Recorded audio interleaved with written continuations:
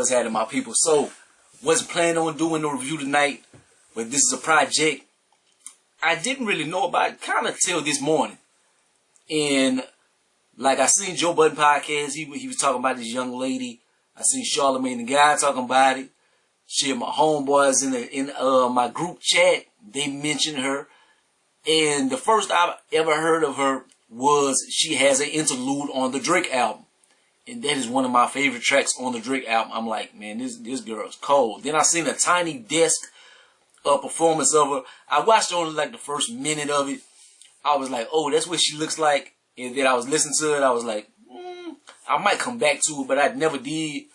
But I was like, let me check out this project. I see that it dropped, and I was hearing good things. So let's see, man. This is Yebba Dawn.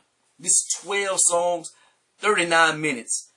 And after listening to this and checking out her aesthetic and stuff, like she comes across like a artist, like barefoot in the studio, like with incense everywhere, living in the middle of the woods.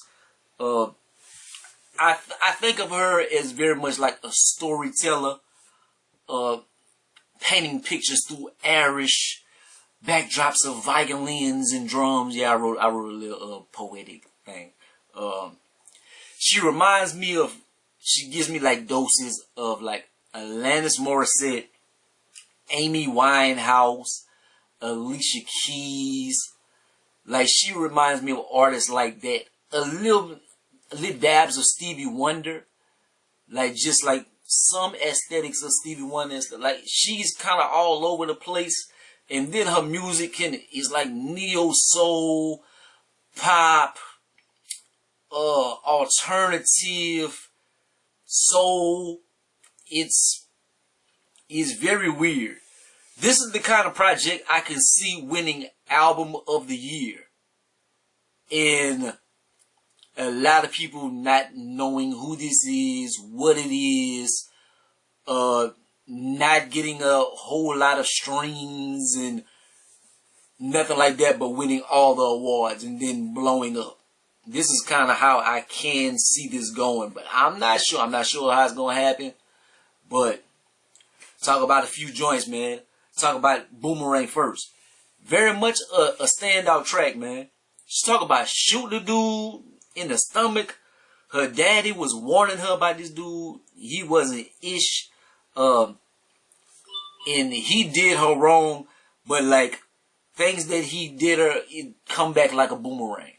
Like, that's kind of what it has like a kind of an up-tempo kind of vibe and stuff to it. Like, I heard Charlamagne talking about this song, so I was like kind of anticipating this. Like, I really want to hear Boomerang, and it was good, but it's not necessarily what I thought it was. But it was a good track, man. Like, her storytelling is very vivid on here.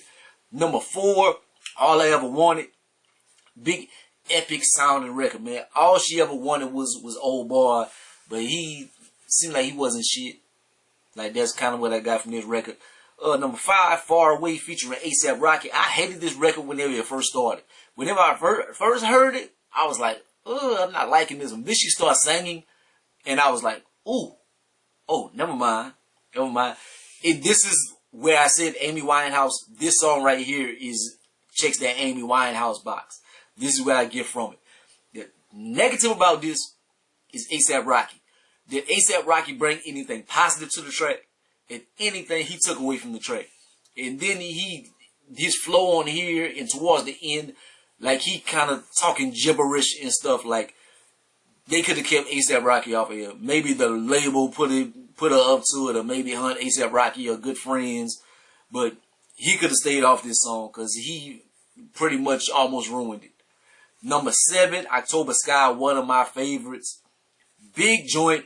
Reminds me of Seal, Kiss from a Rose. I think that's the name of the song, but I know Kiss from a Rose. But it reminds me of that with the crescendos and going real big and then chilling and stuff like that. Like, it reminds me of that, but I really like October Sky. Number 8, Louis Bag featuring Smino. laid back, chill, like cool record. Like this one, it got some swag to it.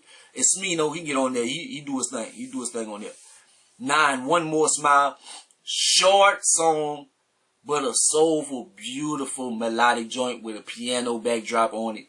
One of my favorites as well. Wish it was a little bit longer. Number 10, Love Came Down. Sounds like a disco dance hall Vogue.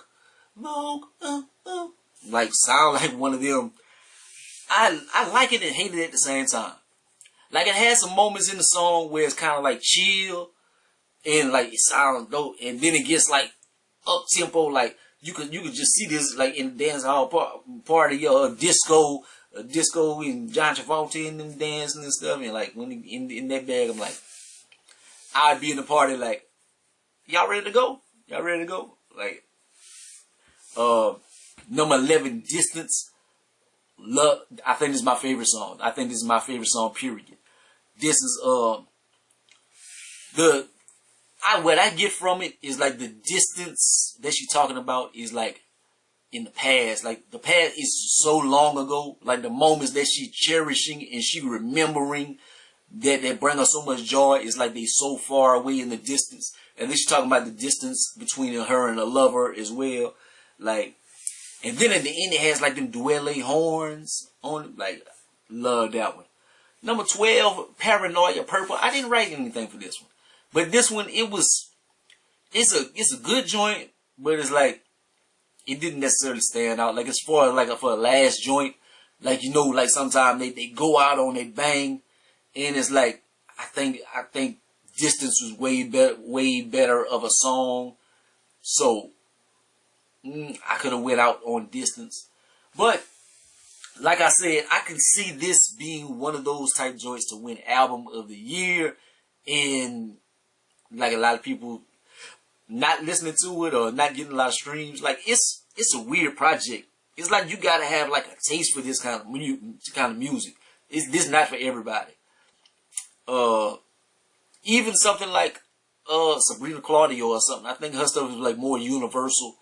Like this right here, it's like that backpack barefoot granola eating type stuff. Like this is a very different bag. Like an artistic. Like I can see this playing like if you at an art gallery or something playing like that. Like something in that nature. But I would give it like about an 8 out of 10. Like it's good, but this is definitely not gonna be for everybody. But the people that appreciate this, like just the artistry of it, like she's very much an artist. Like everybody's an artist that's doing some music or something, but she's like very artistic with it and like very soulful, very individual. So definitely gotta respect that. But it's just I think this is something I'm gonna try to listen to. Probably like moments, like probably when I'm going to sleep or something like that.